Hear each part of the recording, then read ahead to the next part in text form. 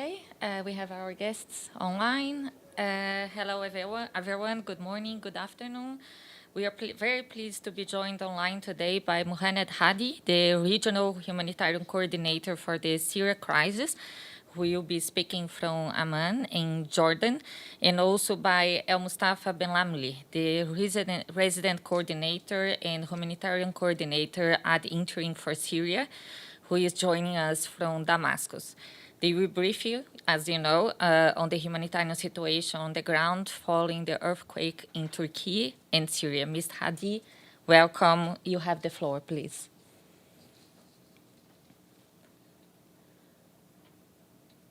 Can you hear me? Yes, we can hear you. Thank you.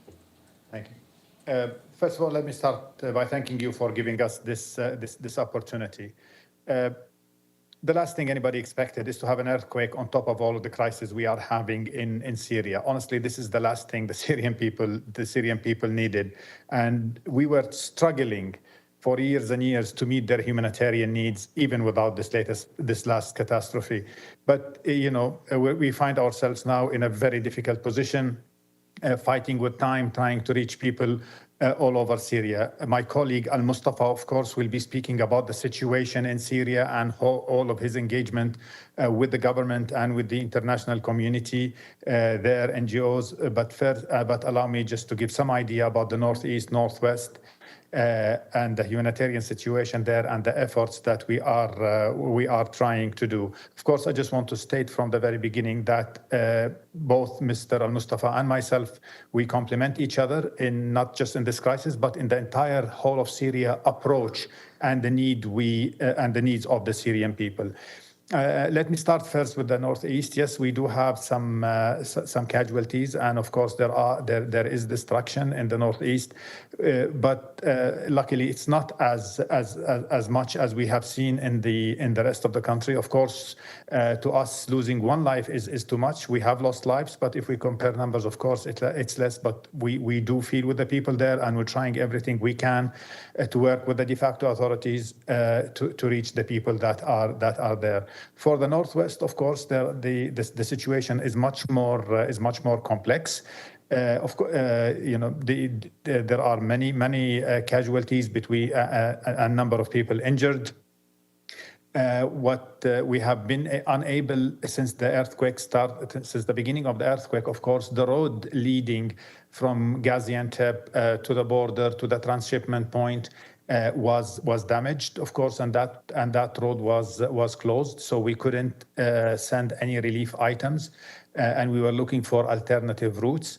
Luckily, today we're hearing that the road is opening. We do have a possibility, hopefully, to access the border. We're working with our Turkish counterparts to also give us all the support. But I think we have a glimpse of hope there that the road is accessible and we can reach the people. The UN agencies, the NGOs, the Syrian NGOs are of course ready to deploy humanitarian aid. And as I said, we are hoping that tomorrow we will be able to deliver something and cross the border. Of course, in addition to that, in addition to the cross-border, we are trying to complement that with the cross-line mission, and I will leave that to my colleague Al-Mustafa to talk more about it. But as we always say, we see ourselves, our objective is to reach the people. For us, cross-border and cross-line are just modalities complementing each other. The most important thing that we reach people in this time, people who are desperate for help in this very difficult situation. We're seeing images on TV, children stranded in very harsh, cold winter, snowing. It's really heartbreaking. I'm going to stop here and pass it to my colleague Al-Mustafa, of course, to speak about the other part of the humanitarian work he is leading, and then I'm happy also to complement and to answer any questions. Al-Mustafa, over to you. Thank you very much. Thank you very much. Let me just,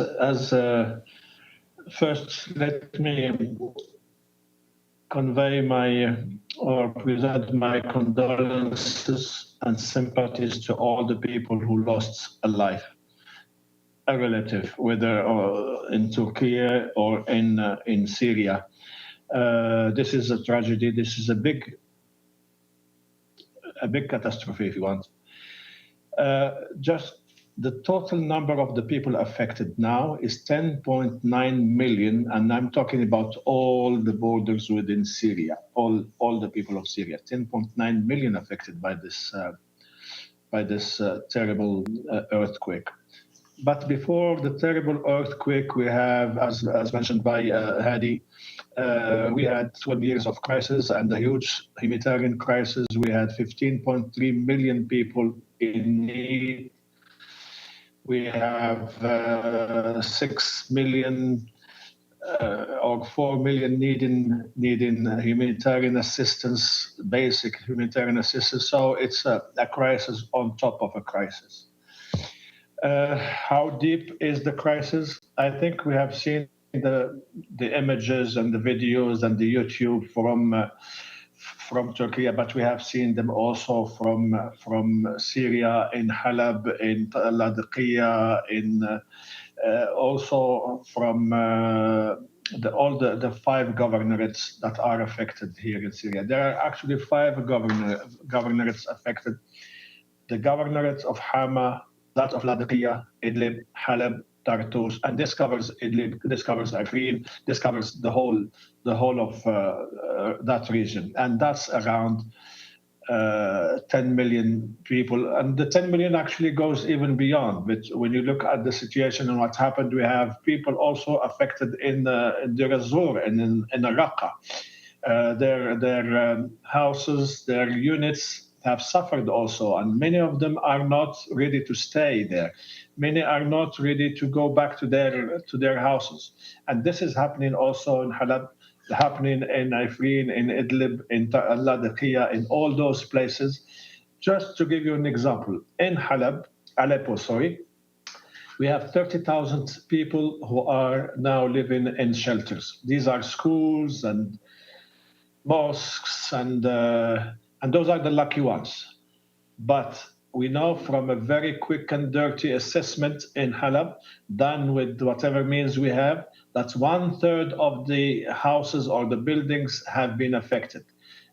If you count that, and that's equivalent to some 20,000 houses, make just 5 persons per family, that's 100,000. That means that we have 70,000 who are not as lucky as the 30,000 sitting in shelters, who are struggling with the cold. And just this morning, even here in Damascus, we had snow. There, they have snow, they have freezing cold weather, and they're living in terrible situation. I think that is applied also to the northwest. It's applied to Afrin, and even maybe worse. But what we have here, we have a situation where we have already a very vulnerable situation. People already vulnerable, not capable of taking care of themselves, or just trying to get out of it. And all of a sudden comes this, and all the achievements we had before. Anybody who had that small business now has lost that small business. Anybody who could go to school cannot go to school. Women who could go to protection centers cannot go to protection centers. So it's a terrible situation where even the 15.3 million people that were in need here in Syria, now we have to revise that number. And maybe this time this disaster will help us do things better. I just mentioned those figures, but think also of the roads, infrastructure. Already the area suffered from very poor infrastructure because of the crisis, poor roads, water, electricity, fuel, name it. And now we have this situation, and we are struggling with it. It does affect our humanitarian work here. I'm aware of reservoirs of water who either collapse or are in the risk of collapsing. Those tanks of water that are elevated, many, if not the majority, need repair or replacement. So just this is the suffering of the people. And I think we need to do something about it. What we are doing, if you want, the UN and its partners actually started working from the first hour of the disaster, from the first hour of this, because we had our own stocks of food, non-food items, hygiene kits, dignity kits, some medical.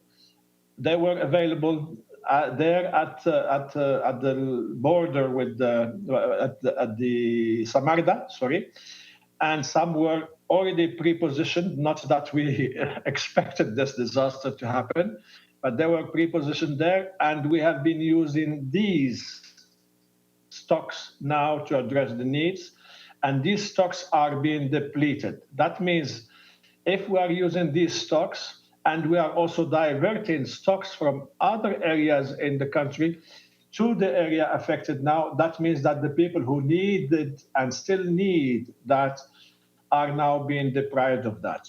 So I'm saying this to say that we didn't stay waiting, we started working, and I hope, as Hadi Muhannad just mentioned, that what we are here for, we are talking about a humanitarian need. We are talking about people who need that support now, and whatever we can do, we have to do it together, driven by the humanitarian needs, and we just hope that the political considerations and so on will get off the way and let us do our work. Very much. I will now open the floor for questions. Please, go ahead. Thank you for your briefing, Ghazal Vaisi with Independent. My question is for you about, we've been hearing reports that countries like Greece and Israel that traditionally aren't politically close with Turkey are actually sending aid. I wanted to ask you in practicality, on the ground, do you actually see this help and aid from other countries like Greece and Israel? Thank you.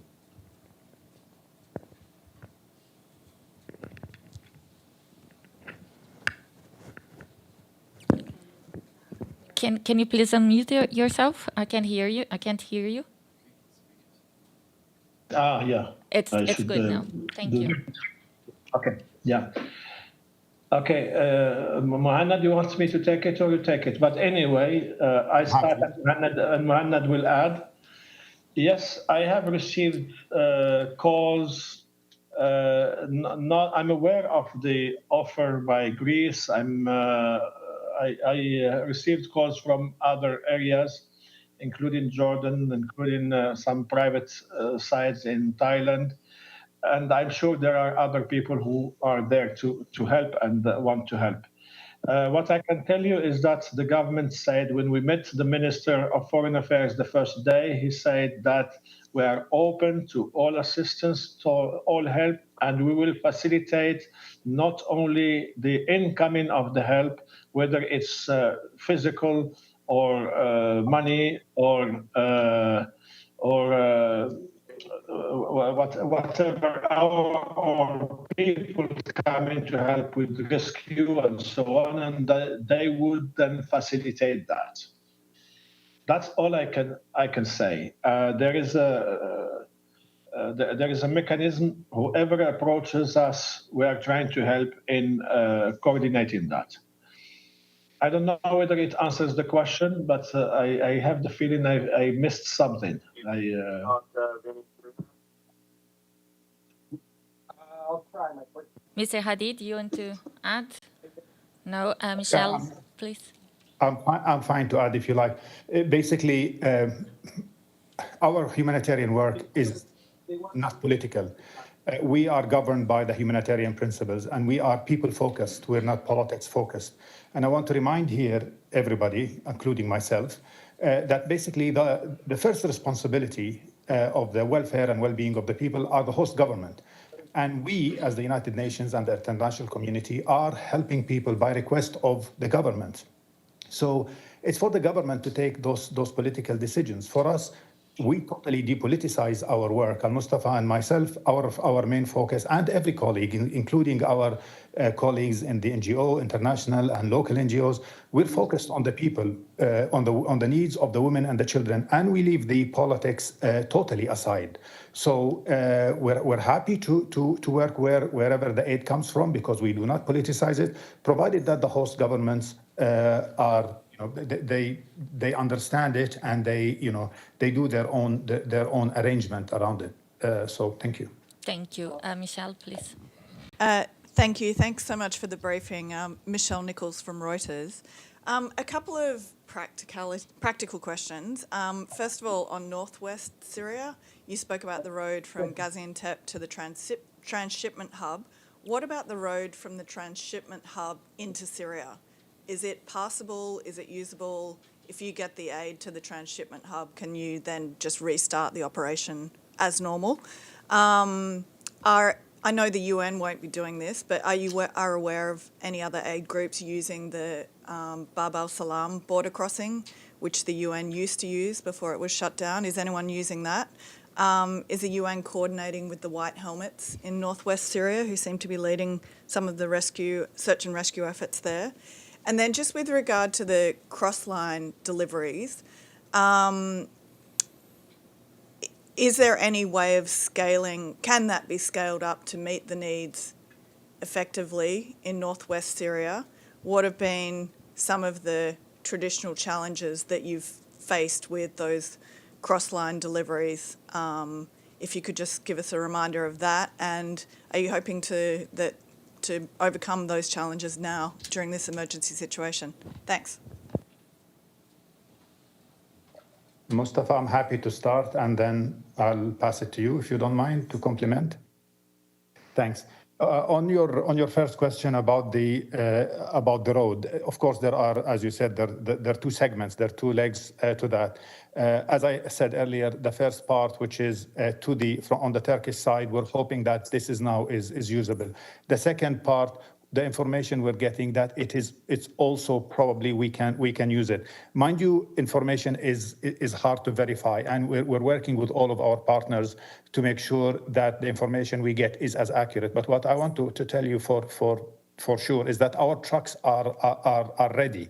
We already have trucks at the border. We have trucks being loaded. So the willingness is there. We're just waiting for the ability of the logistics and the access to do it. We're working through our partners. We're trying to verify as much information as we can. We have the logistics cluster, which is with all the expertise that they have, trying to verify to make sure that the operation is as smooth as possible. We're using Bab al-Hawa. We're not using Bab al-Salam. I think others are using it. On the issue of coordination, we're coordinating as much as we can. Coordination usually is very important. At this critical time, coordination becomes much more important, yet much more complex, of course. But also we're doing our best to make sure that OCHA leads the coordination among all the international communities. We have the UN agencies, we have international NGOs, we have local Syrian NGOs who are doing outstanding work, and of course we have the White Helmet and many more people helping. So we're doing our best to make sure that the efforts are well coordinated. It's difficult, it's challenging, yet it's something that we are focused on, and we're trying our best. On the cross-line and the cross-border, of course, both my colleague Al-Mostafa and myself, we see cross-line and cross-border as two modalities complement each other. We would like to bring in the issue of efficiency and effectiveness here. The idea is to reach people in the fastest, cheapest, best way we can. Cross-line, as of today, does not replace cross-border. We're hoping that everybody puts the interest of the people first. We keep the politics aside. We move the authorities, all authorities, move away from the issue, from the politics, and put the interest of the people first. We would like to see the cross-line escalated as much as possible. Also, the cross-line, we have to do more cross-line. But again, we would like to see them working together to reach the people at the time of need. I'll pass it back to my colleague, Mustafa. Can you please unmute yourself, Mr. Benlamlih?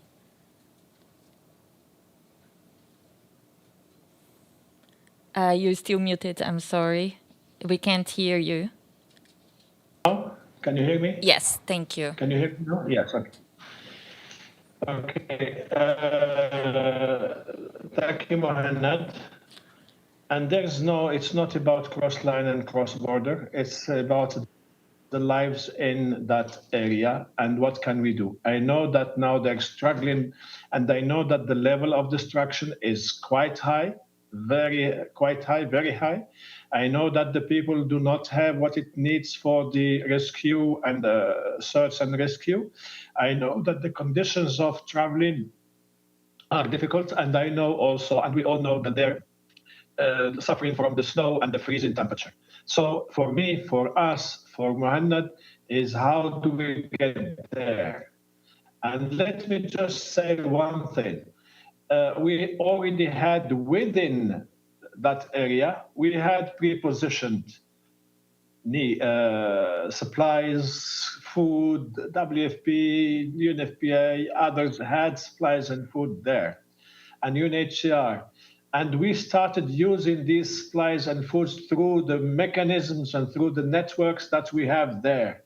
And in addition to this, we are ready from here, from Halab, to increase our, it's not about presence, it's about reaching the people who need our help. So that's one thing. But from this side, we are working with all the governorates to try to find different entry points into the northwest, in addition to Samarda. And we are working on it because soon those supplies that we have there will be depleted. And we are bringing, WHO is bringing 2 planes from their warehouse in Dubai with medical supplies and medical equipment and emergency medical supplies. They will need to get there. And I just hope that once everybody keeps first the interest of the people, and we have seen them dying under the rubble, and some of them are still asking for help. I'm asking for all our partners, all of them, to facilitate and put whatever pressure, because this is for the people. We are ready with the supplies. We still have supplies to take us few days here to take to all these areas, and we are working on replenishing, and we still need more support. I just want to say something. The figures that are mentioned and have been mentioned are much, much less than the reality that we might end up with. This is not something simple. I heard people talking about 5, 7 times the figures we are talking about. I hope that the UNDAC mission that is here now will help us get to some serious assessments of the situation. It will take some time. And we have to address all those while we are struggling with many other complications. And I hope we can get the help of everybody to address these. Thank you. Just one quick follow-up. I know it's not a new issue, but can you just remind us of what the challenges have been to scaling up the cross-line deliveries? Why haven't you been able to scale up cross-line to meet the needs in a way that the cross-border operation meets those needs? Okay, let me just answer this one. In the last 7 to 8 months, we have been able to reach through cross lines with 9 convoys. And we have been saying that we can do more. We can do 3, 4, 5 cross line more, because it's just the need has to be addressed. We can increase the size of the convoys from 14, 15 trucks to much higher. We are ready, and we are waiting for all our partners, all the people, to facilitate that. Thank you. So the government is the problem? I did not say that. The government is not the problem, and the government now is not the problem either. The government is saying you will have all the facilitation, all the letters, we call something facilitation letters that they provide for us to move, and they delivered on this. They promised the first day, 2 hours later, we got all of these to get to Ladiqiyah, to get to the coastal area, and carry some quick and dirty assessments of the situation. And the government is saying, please go ahead. Thank you. Please. Hi, this is Dejishu with China Central Television. A couple of questions. First, you just mentioned that those support would last only a few days. So, what are the things that most in need? And do you have what thing is the most in shortage for you to help this relief? And second, when you said that now the Syrian government is not a problem and they promise to facilitate to go to help the humanitarian efforts. Do you have plans now so far to have cross-line humanitarian assistance in the short coming future? And more, yesterday, the Syrian permanent representative here said that some of the cargo ship, even they want to help Syria, cannot land in Syrian airport. Would that be a problem if we see the whole operation, the relief operation, that this might be a problem for the assistance of resources to allocate to Syria and to help people? Thank you.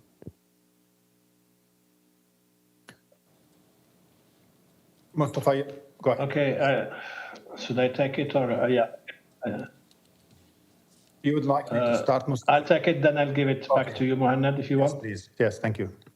Yeah, go ahead, Muhannad. Go ahead. Please go ahead. I'll compliment. Can you hear me? Yes. I'll start with the needs. The needs are, let's say, this is happening in a tropical area. You would need food, you would need shelter, you would need water, you would need generators because they're in the places where you might not have generators. You would need medical, you would need trauma kits, you would need support and you need protection. These are the ones. Add to this the fact that we are working in an environment that is already a vulnerable and suffering environment where there is no fuel, the infrastructure is suffering and suffered, the houses where they're living are suffering, and there might be other collapses. In this case, for example, we will need again the rubble moving, we will need the search and rescue, and we will need, we are in a cold place, winter clothes, sheets, everything that you need when you are in a very difficult situation. This is what we need. And maybe there is some more, medical. And we need the facilitation of this work. We need to get there. This is an area, again, where you already have a conflict and various parties. We are working here and trying to coordinate at the level between Muhannad, myself, and Paul. We are also communicating regularly with headquarters and the various agencies. Just to give you an example, today, and this is a good question again, today we have Tadros from WHO, Martin will be here in 2 days, RCRC was here just recently, some more are coming, I'm forgetting, and you know what? People are getting into, it's not aid fatigue now, it's assessment fatigue. We need action. We are doing, it will take us only a few days. I'll answer the question about how much it will go. I'll give you an example. WFP has enough to feed 100,000 people for 1 week. So to answer the question, we have 1 week. Okay, now the next question is whether those planes would land. I just can repeat what the government said is the facilitation and promised in some meetings, but that's a question that should go again to the government, and I don't have full answer to it. Muhannad? Yes, thank you, Al-Mustafa. I just want to really state the obvious that everybody knows about. Having the cross-line missions is something very complex. Even before the earthquake, it needed multiple levels of coordination between different parties, security, humanitarian, NGOs. So it's not a straightforward operation. Add to that, it's a military active zone where we had to operate in a military zone. So it's not easy. We try our best. As Al-Mustafa said, yes, the UN has the willingness and the ability to do this. But it's not just about the United Nations, it's about the other parties that we have to coordinate with. And we don't spare any efforts to increase the number of cross-line missions, but it's easier said than done. However, we're still hopeful with this situation that we can do more on cross-line and more on cross-border. Thank you. Please, go ahead, you. Thank you. I'm Gregory Sapornikov with Task News Agency. Please, questions for both speakers. And so, what are the initial plans of the UN on the terms of how to proceed urgent life-saving assistance, especially given the situation of sanctions which were imposed against Syria? And please, the second one, please, could you please confirm the exact numbers of anti-cholera dose of vaccines which were provided to the territories which control under the government? Thank you.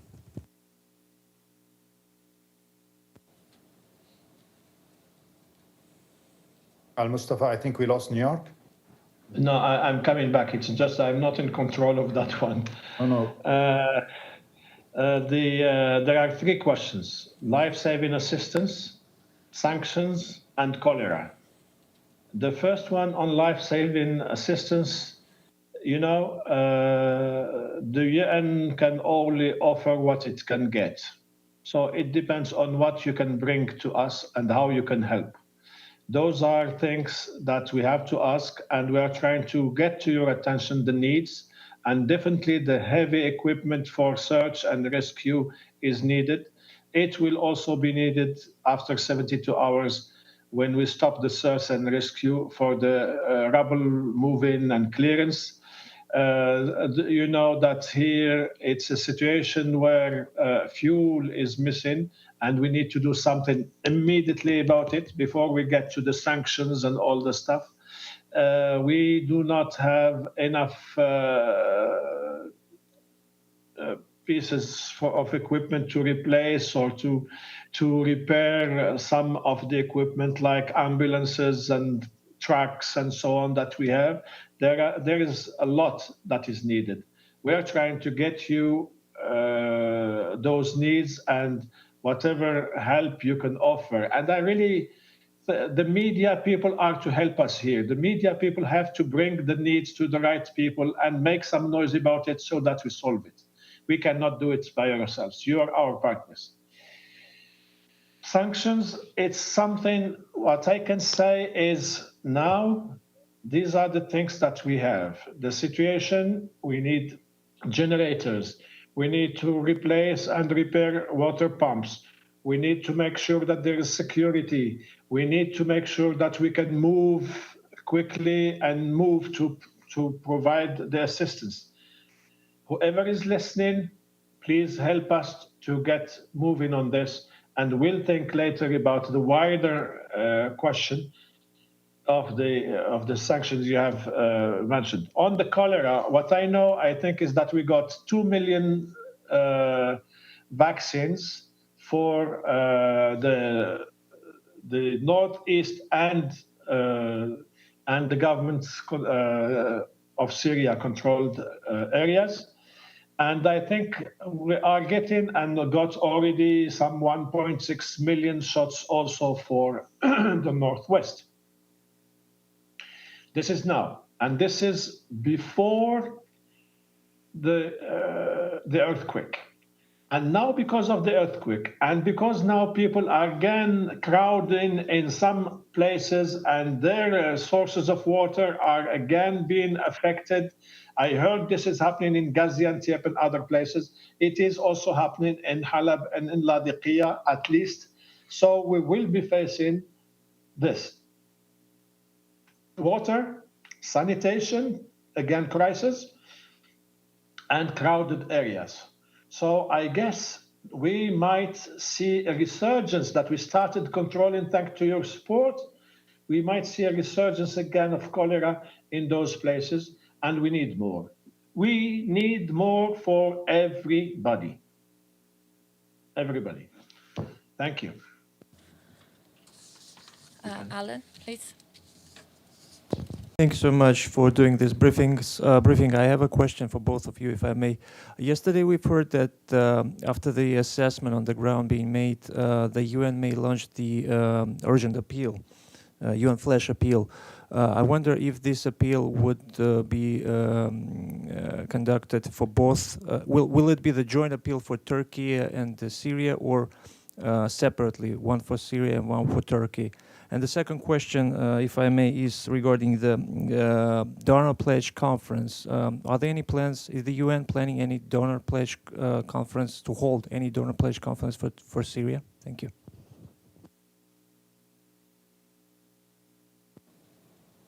Mustafa, you'd like me to start? Muhannad, you might be better play. Sure. On the flash appeal, first of all, you have to understand again that we are at the beginning of a crisis. So we have our teams all over trying to gather as much as information, but also to verify that information. Right now, we have flash reports which are not covering the whole country, but we're hoping with the next 24 hours, our flash reports will cover the whole of Syria. But now it's a bit difficult. After that, we're moving into a flash appeal that, of course, we're talking about the whole of Syria here. So Syria is one country, we're approaching it. But as far as I know, the flash appeal for Syria and Turkey are they're two separate countries. That's as far as I know. And I haven't heard anything about having a joint flash appeal between both. So my colleague El-Mostafa and myself will be focusing on the flash appeal for Syria. On the donor pledging conference, what we know is we still have the senior official meeting, which will be held late March, and then the Brussels conference. I think those are dates that have been discussed tentatively. We haven't heard that those dates will be changed, nor that will be any special conference to respond to the crisis of the earthquake. Thank you. Thank you. Yeah. Yeah, I think that's it. We have a flash appeal coming soon, and that's for all Syria. And it addresses the immediate needs and the humanitarian needs attached to this specific after earthquake challenges. But I think that because of this, the crisis will get a little bit deeper and heavier in all of Syria. And we might need to look again in a couple of months or 3 months at our humanitarian response plan and include the new aspects that are brought up by this crisis, and also the early recovery that is needed. If we had recovered the capacities that we had, if we had done it properly ahead, we would be in a better position now to face what happened a couple of days ago. That's very important, and we should not forget it. Just to add to make one clarification, of course, the Brussels conference is not a UN pledging conference. It's not a UN pledging conference. So the UN is not arranging any pledging conference. It's the member states who are pledging that. Thank you. Thank you.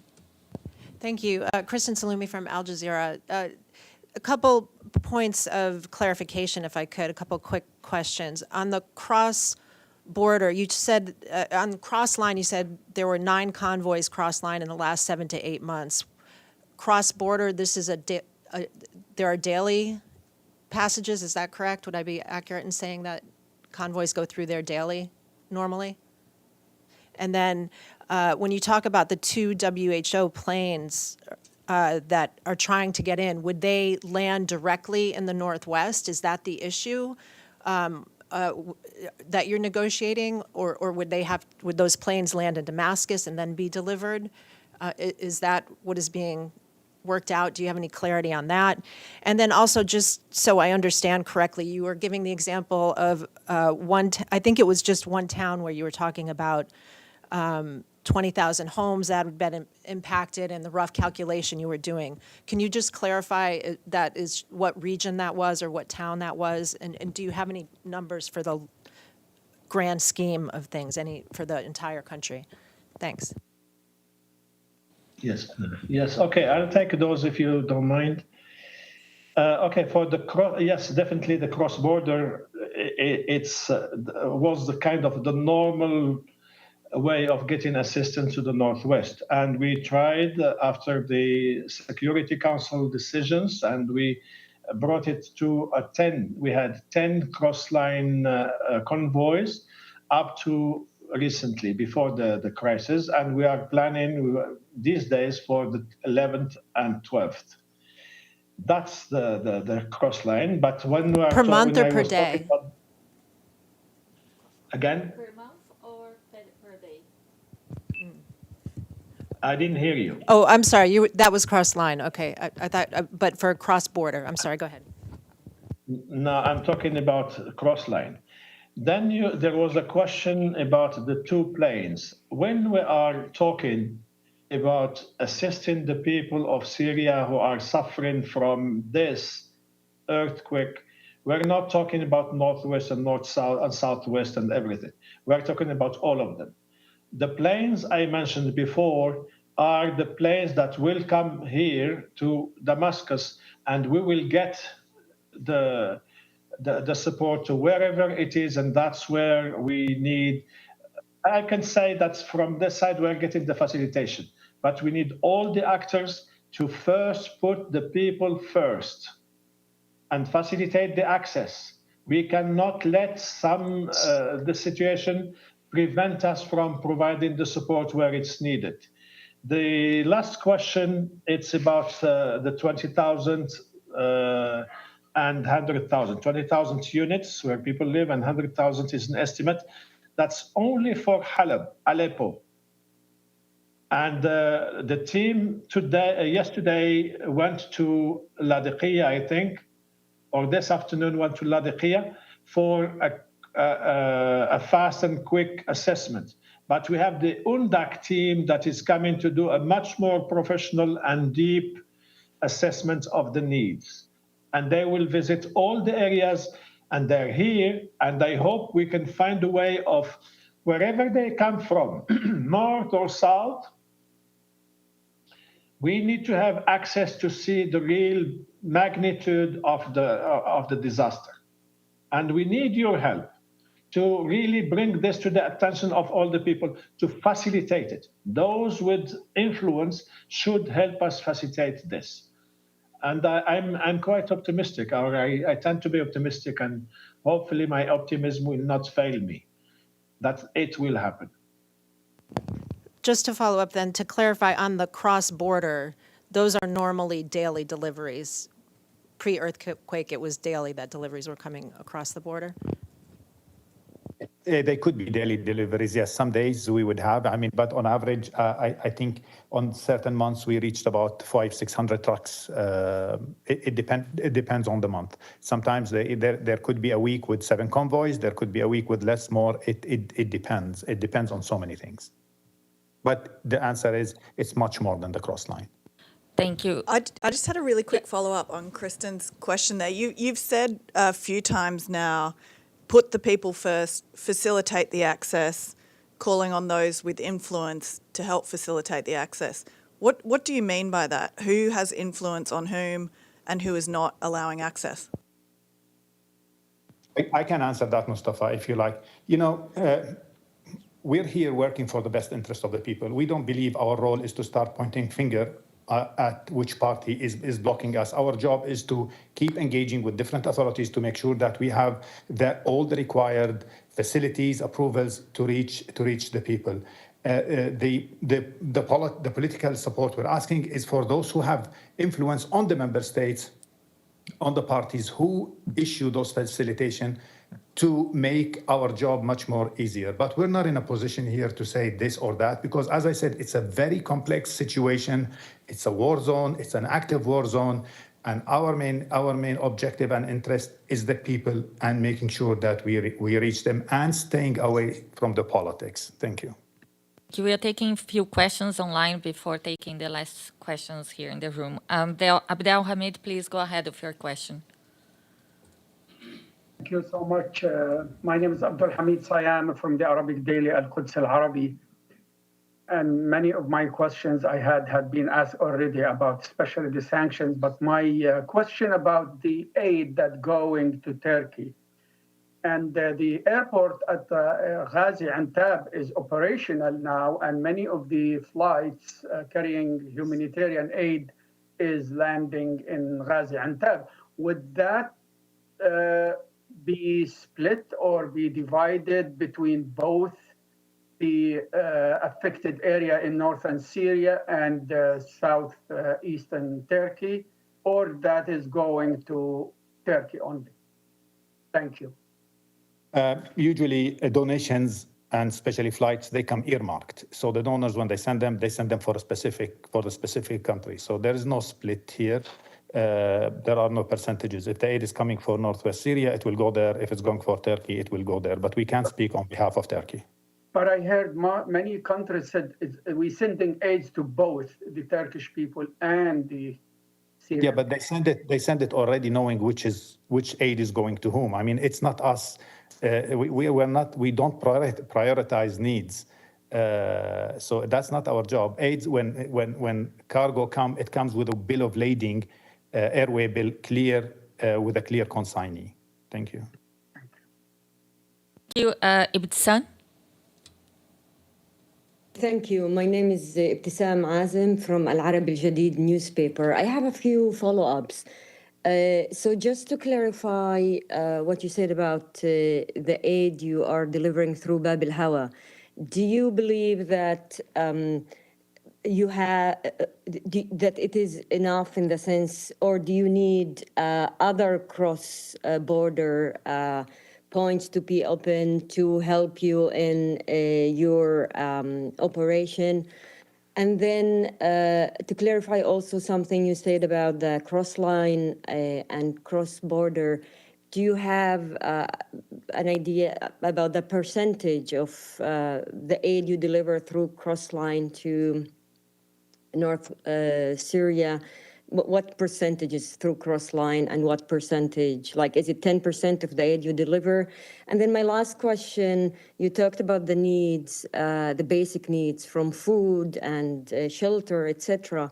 But there are also other basic needs like psychological support that people need, specifically the fact that they are in a war zone. Is there any psychological aid or anyone from your, whether the UN or other organization, who is providing this and trying to support people there? Thank you very much. Mustafa, can I start on this? Yeah, it starts on the cross-border. Thank you. Yes.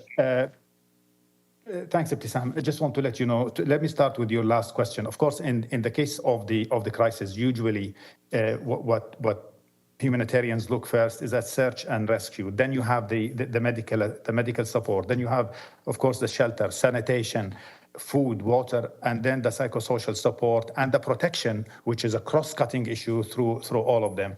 This is when it comes to the earthquake. Before that, of course, we had all of those supports, adding to that education, gender-based violence, all the protection issues. So those systems are in place that were addressing the needs of the 4 million people as needed in northwest of Syria. On the additional crossing points, it goes back to what both Mustafa and myself were saying earlier. We both look at cross-border, cross-line as complementary. And if we're given another one or two crossing points, we will definitely take that. at the end of the day, we are in the business of saving lives. So we ask for what we want and we do with what we get. If they give us one crossing point, we will do our best to save lives with that. But we would like to have more flexibility to do more. On the breakdown between cross-border and cross-line, of course, most of the aid comes through cross-border, not through cross-line. And that's why El-Mostafa is, and of course myself, are both trying to increase the cross-line to a level where we can reach more people. We hope we can get to a stage where cross-line and cross-border can be decided on efficiency and effectiveness. Thank you. Mr. Benlamlih, would you like to add anything? No, so we have one more question online. Yvonne? Can I follow up very quickly? There were also some reports, and I don't know if you can confirm that, about the possibility that through the earthquake and the chaos that comes with it, that maybe some families and children are separated from their families. To which extent you try to follow up on that and try to make sure that these children are safe? And thank you.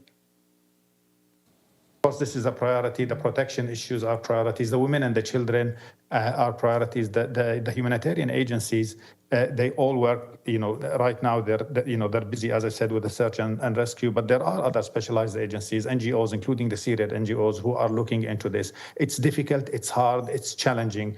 It's a life-saving situation there. As you can see, people are fighting with time to save lives of people. So I can assure you that everybody, Ibtisam, is trying his best. Thank you. Thank you. Yvonne, please. Yeah, may I add something to this one? As I was talking to colleagues who are right there in the hubs in Halab and other places, and they mentioned this point where we have to be careful. I mean, those areas where the people are crowded, we are also looking at the issues of protection. The area, that's our normal work. If there are children who are separated from families, we are also working on that. We are trying to avoid, to prevent all those things from happening. The psychological support, it's a traumatic kids and also support is part of our work. Our people are working already on this, particularly in the cases where kids are still under a lot of stress from what's happening before the earthquake, and now add to it the earthquake. Yes, we are looking at that. And, well, XL and XB, we're not talking about now numbers. Yes, we were very small, but now we're talking about how can we help how can we get access to those who need help? Full stop. We'll talk about figures later. That's our need. I just have to say that I have a hard stop exactly in 2 minutes. I don't know about El-Mostafa, but in 2 minutes I have to leave. So over to you. Thank you. So Yvonne, please. Yes, thank you. Thank you very much for this briefing, Yvonne Murray from RTE. It's actually just a point of clarification. Did I understand correctly that there are supply trucks waiting at the border full of supplies that can't yet get across? And did you say that those supplies will deplete fairly soon? What we said is we have trucks ready to cross. We haven't, the logistics operation of preparing for the convoys didn't stop. We have a transshipment at the transshipment hub. The loading is ongoing. So we're just waiting for our trucks to be able to make it to the final point, to the border and cross. But there are trucks that have to come from the other side. It's a back-to-back logistics complex operation. That's what we're saying. We just need both trucks to arrive. How long have you got before those supplies deplete? I'm not sure how much stocks we have, but I can tell you that those are non-food items. I'm not sure what exactly the trucks are loaded with, but to the best of my recollection, and I'll have to verify this, I think they're non-food items that are waiting there. I know that the World Food Programme have before the earthquake pre-positioned food there, so they have some food supplies. The ones that we're hoping to cross with are non-food items. That's actually the case, and it applies to the World Food Programme also with all pre-positioned supplies, and that's where I was mentioning it's enough supplies for 100,000 people for 1 week. So I don't know whether that number includes the supplies that are on the side of the cross-border of Gaziantep, but I think that's the supplies from Sarmada.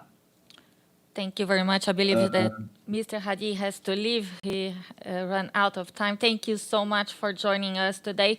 Perhaps Mr. Benlamlih could get one more question from the room, and I think that we finished after that. Thank you so much for this briefing and for your time. Chris Reyes with the Canadian Broadcasting Corporation. Just a summary question.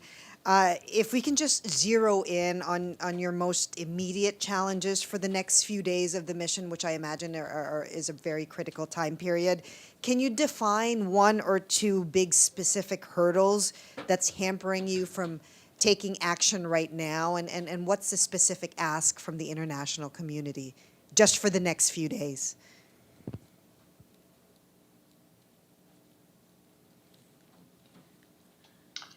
For the next few days, we are still struggling with the search and rescue equipment. We need more in terms of food and medical, and we're getting some now through WHO, but we will definitely need more. We need more people to support the teams that are working in there. And in fact, what I'm talking about here includes also some of the support that is coming from the international NGOs and national NGOs. We work with them very closely. They also need support. They need help. We need for the cold, the winter necessities. That is needed. These are the one. The hurdles we have, if I talk about the area under government control, we don't have an access problem in terms of authorizations, but we have an access problem in terms of the capacity of the infrastructure to authorize, to enable us to do it. I mean, this means we might have to repair a few roads here and there. And we're not the only one. The government is also working on that, but we are in a situation where it was already difficult to do that before, and now we're in a situation where we don't have any other option than doing it. And the second one is the fuel. Luckily, we had some stock that was prepared because we are suffering with this, so we had formed some stock of fuel that this time it will again vanish very quickly, be depleted very quickly. We will need all the support to import it. Let me add something. I had a meeting, we had an HCT meeting this morning, and the representatives of national NGOs were there, and the international NGOs were there, and all of them said that they need help and support and funding. Please help them, support them, and fund them. The second point is the national NGO said the people of Syria who need help just lost the opportunity of getting that help because we had promises, and people are calling us, diaspora and other people, to say, we want to help you. How do we get the money for you? They cannot get the money transferred here in Syria. They can't. I think you understand why. Thank you very much. I don't think we have any further questions. Mr. Benlamlih, thank you so much for your precious time and best wishes with your critical work. Thank you very much. Thank you. Thanks for inviting me. Thank you. Have a great day. For all your questions, and rely on you. Thank you very much. Have a great day, everyone. Thanks.